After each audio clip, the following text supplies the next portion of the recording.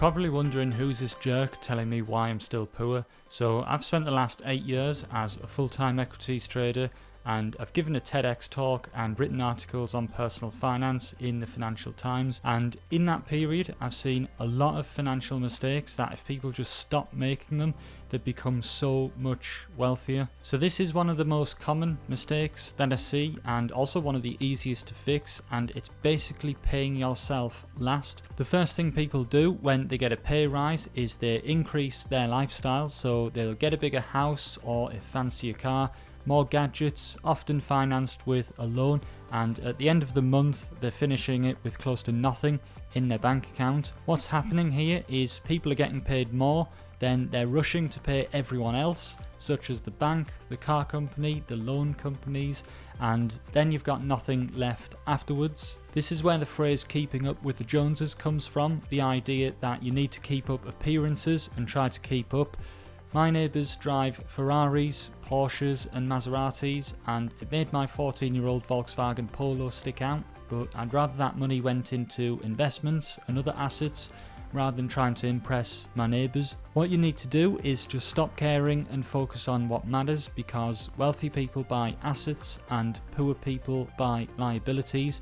Assets increase in value over time, whereas liabilities just suck money from you and give you nothing in return. Start paying yourself first by investing in either your education or assets, and then pay everyone else afterwards. The second mistake I see a lot of people doing is financing lifestyles through an excessive use of debt. There's a saying that if you can't buy it in cash, then you can't afford it and shouldn't buy it. Now, I think that's rubbish, because that would mean no one could afford a house and therefore they should live in the street, which is of course completely ridiculous. But people do use debt to buy things they actually can't afford, such as a brand new car that'll depreciate faster than a parking attendant when they see you haven't bought a ticket, when in reality people should be buying something more affordable and not crippling themselves with huge financial obligations that they struggle to meet. And look, if people want to spend their money on expensive cars, that's up to them. I'm not saying that they shouldn't, but if you're buying that car at the expense of your financial future, then that's obviously going to impact your future wealth and probably keep you poor. If people are fine with that, then they should go for it, but people are financing cars at 11% these days, which is a huge amount of interest over the term of the loan. And if you're buying a £40,000 car with an 8.9% APR over a 4-year term, that car's not costing you £40,000, it's costing you over £50,000. So it is a huge difference, and I once had a friend tell me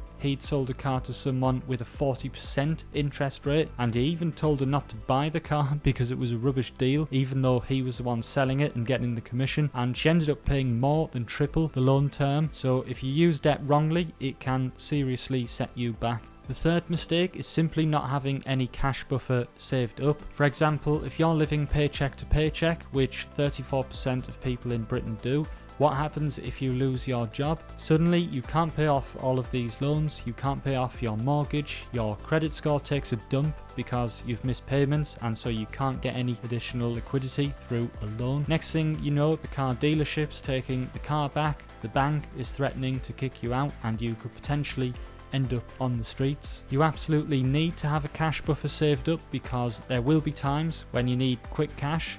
Maybe the boiler breaks or your car fails its MOT, but especially if you lose your job, you do need time to get back on your feet and find yourself another source of income. Now, saving is good, but excessive saving is definitely bad, and this is because inflation gradually erodes your savings over time. For example, if the interest rate on your savings is 2%, yet inflation is 5%, and what that means is that in 1 year, that money that you've saved is worth 3% less in real terms in purchasing power, and this is because savers get punished. And this is why you need to invest your money to beat inflation, but also to build wealth. So get a 6-month pot of cash aside, or whatever you feel comfortable with, and then start investing the rest, because otherwise the value of your savings will shrink every single year. Now, I'm sure I speak for everyone here, but nobody likes paying tax, even though it goes to all of our wonderful public services. But in any case, paying too much tax is easily fixable.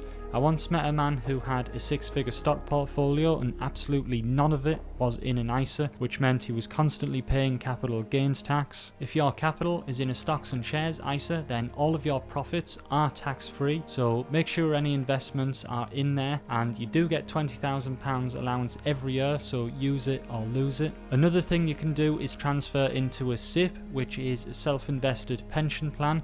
This comes off your taxable income and reduces the tax you pay, plus the government will give you a top-up, but it does get taxed at the end. You do have the option to take a lump sum of 25% of your pension tax-free though, so it's worth looking into if you want to reduce your immediate tax bill. So when it comes to investing, a lot of people think they can just buy a few stocks and that's pretty much it.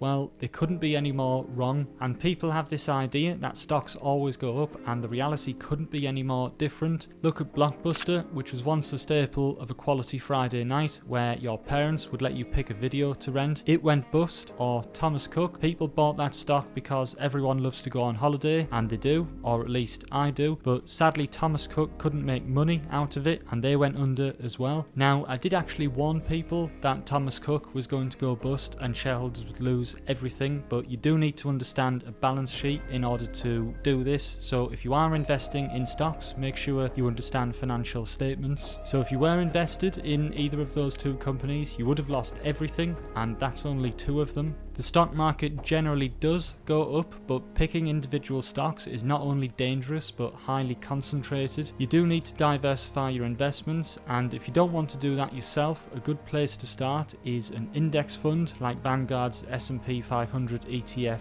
VUAG or a FTSE 250 tracker. You can also diversify into other asset classes such as property. I personally wouldn't invest in cryptocurrency because it's highly speculative, but allocating a small amount of money to it means you've got exposure to the best performing asset class of the decade. Either way, make sure you're not heavily invested in a single stock, and make sure you are checking up on your investments and not just ignoring them. The last mistake is one you can't really reverse, so it's important to take notice. If you invest £100 a month for 40 years, then you'll have deposited £48,000 and the investment will become worth £351,528.12. But if you only did that for 30 years, then the final sum would be £150,129.52. So the 10 years that you miss out on has cost you more than half of your future investment value, which shows why you can't afford to miss out. Compounding really is the key to wealth, so much so that a person who invests from 18 to 30 then stops will have more money at 70 than someone who invests from 30 all the way up to 70. So it doesn't matter how small your initial investments are, get your money working for you and benefiting from compound interest. Let me know what mistakes you've made in the past and how you fixed them in the comments.